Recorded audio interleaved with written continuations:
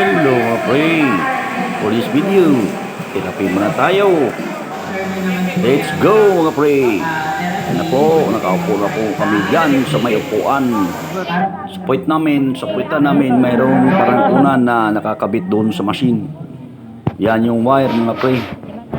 Grounded yan mga pre. May kuryente pumapasok, pumadaloy doon sa loob ng katawan mo.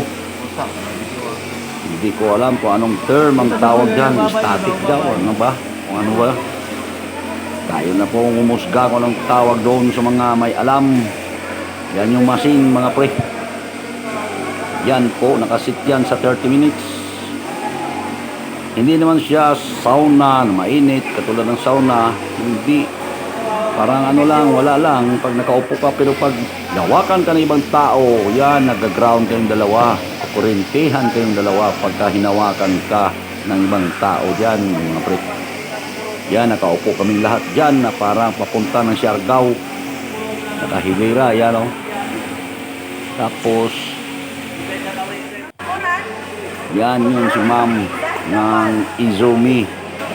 Yan o, pinapa-static, pinapa-try na. Yan nga, masakit din, papunta sa'yo. Yan yung pagkatapos doon, dito naman sa may paa.